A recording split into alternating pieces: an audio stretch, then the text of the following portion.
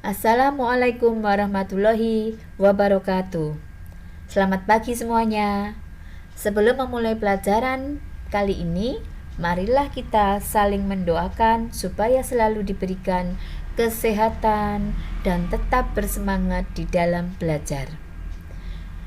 Nah, anak-anakku semuanya, pada pertemuan kali ini, Bu Rini akan menjelaskan materi tentang pertidaksamaan linier satu variabel yang disingkat dengan PTLSV.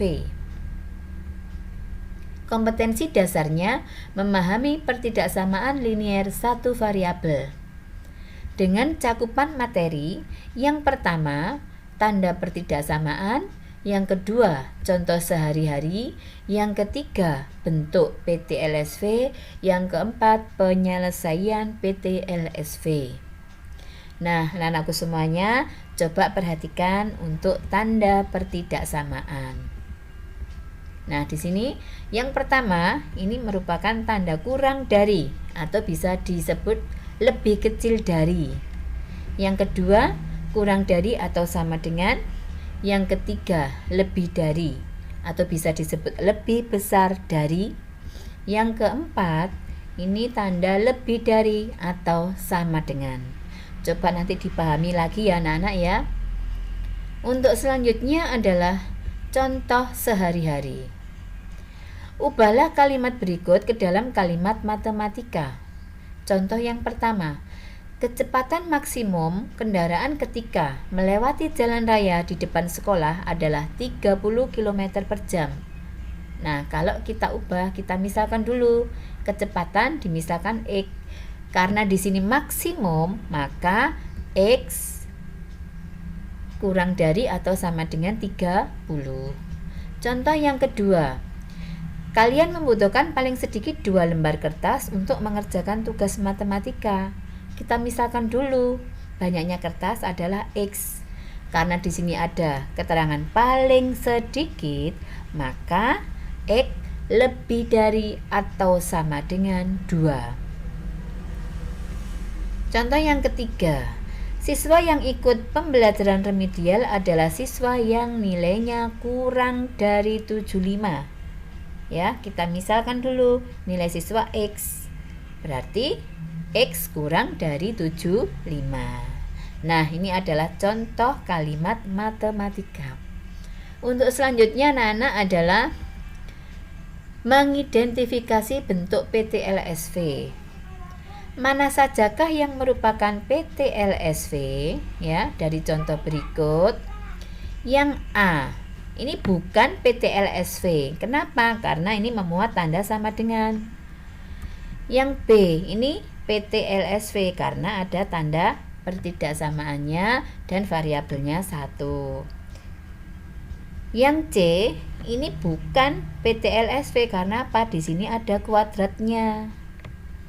Yang D, ini merupakan PTLSV. Ya, tandanya lebih dari atau sama dengan, variabelnya 1 yaitu sama-sama Y. Yang E ini bukan merupakan PTLSV karena apa? Variabelnya ada 2, X dan Y. Nah, anak-anakku semuanya, coba nanti dipahami lagi ya. Untuk selanjutnya adalah menentukan penyelesaian PTLSV.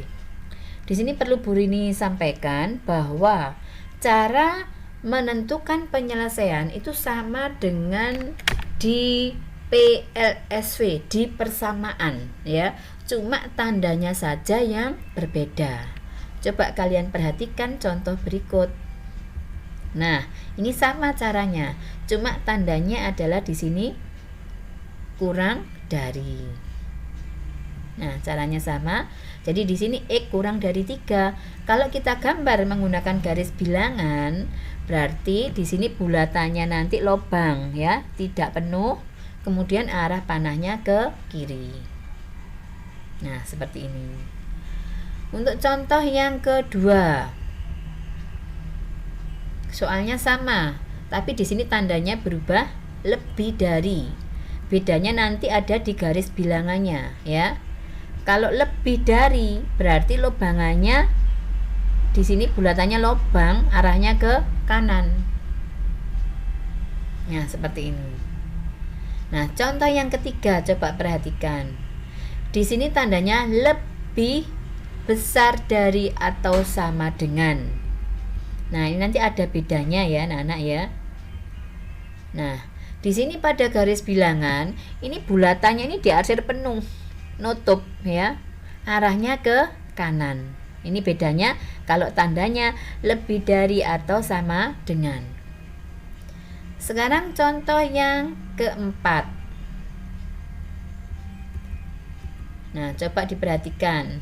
Ini ada bedanya di variabel ya. Koefisiennya negatif. Nah, di sini pada pertidaksamaan ya, jika nanti dibagi dengan negatif, maka tandanya itu dibalik ya. Ini dibalik. Tadi kan lebih kecil atau sama dengan.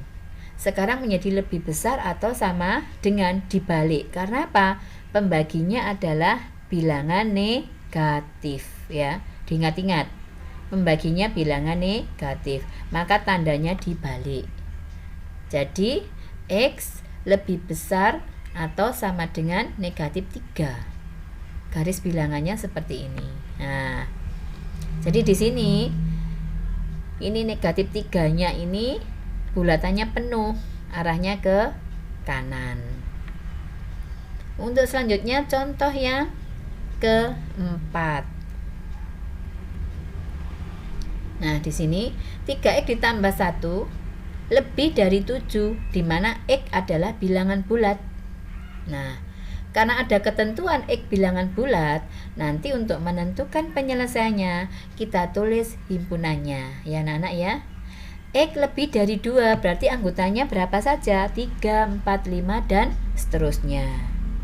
Jadi himpunan penyelesaiannya kita tulis dengan tanda kurung kurawal ya anak-anak ya, untuk menyatakan himpunan 3,4,5 dan seterusnya, ditutup dengan tanda kurung kurawal juga.